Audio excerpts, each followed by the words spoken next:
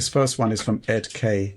Hi DF, exclamation point, possibly late to the party on this one, but I'm curious to know what your opinions are on Cyberpunk in terms of CDPR moving forward. They seem to have taken a flawed game with many technical issues and made it into one of the best tech/graphical showcases for the quote-unquote current generation and also for PC. Clearly, they have a very talented team working on the Red Engine there. My question is, when they move to Unreal Engine, do you think they'll have the same ability with that engine to drive standards like they have with Cyberpunk, or will they be limited by quote-unquote black box parts of the engine they won't have access to or improve? Thanks and love the show. This one from Galaxy Goer. Hi DF, Cyberpunk 2.0 is the last hurrah for the Red Engine and future projects are moving to UE5, but as UE5 doesn't have a real-time path tracing feature, do you think we'll miss out on their next title having path tracing? Maybe they could work with NVIDIA for a solution. Or do you think the next consoles in UE5 will have path tracing feature support? Thanks and keep up the great work! Exclamation point. This is all about the transition away from Red Engine to Unreal Engine, essentially. And there's a lot of question marks here. I think just today we saw a tweet where it was highlighted how good CPU utilization is in the Red Engine, and it was contrasted with how poor it is in Unreal Engine 5. So good.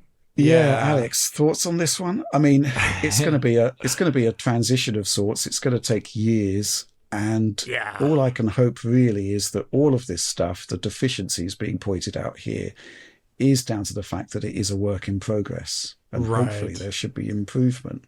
I'm hoping that CDPR's engineers are doing key enhancements and changes to UE5 that get poured back into the main branch, because if they made a game as such, like, it's like so incredible to actually load up the 2.0 update, or even 1.65 before that, 1.63, because it's one of the few like open world games that you can just like load up with like the super dense city environment. You just drive through it at full tilt and you don't see frame time issues unless you're obviously on like a CPU that is lower end. Like the Ryzen 5 3600 will see CPU frame time issues there because it just literally can't keep up. It's like fully saturated. But if you have a higher end one, you know, like higher core, a new Ryzen, you're going to be having like amazing frame times. And that's something that's really awesome to see. Even though, like, if you have to think about it, when the game's path tracing, it requires the entire BVH of every single thing on screen. It's not doing screen space shenanigans there. It is literally the entire game being rendered and then also existing in a BVH structure and possibly being updated every frame. Like, the amount of CPU and like then the AI on top of that, it's like all so threaded and so awesome that it is sad to see them going to UE5 for that reason. But what you're saying here, Ed K, there's no part of Unreal Engine 5 that is going to be black boxed. It's on GitHub. You can download the entire source code of the engine. They can change anything they want from it. And talking with people on Twitter most recently, and the fact that NVIDIA is advancing their own branch of UE5, they will 100% have a path tracing renderer in their next title on PC, regardless of the fact that they're moving to UE5. They've already done a lot of the work, and that code is portable to UE5 because it's the rendering aspect of it is, at least. And NVIDIA already has their own branch where they're moving in that direction anyway, where they have things like RT, direct illumination using Reester.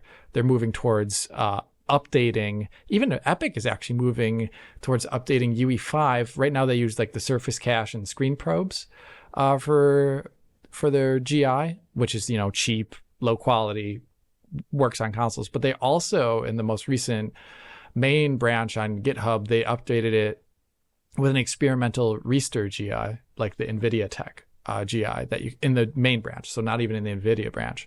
So even Epic is looking at updating that stuff. It's just the thing I'm a little worried about is over time is, my goodness, they have to solve UE5's poor CPU single-threaded performance, as well as solve the issue of how you just move. Yeah, sure, you can sit in a single scene, whatever, game runs fine. But if you move around any world in UE5 game, it's stutter city. So like, they got to fix that. And that's like an Epic thing, hopefully with CDPR. I don't know. Thoughts, Oliver?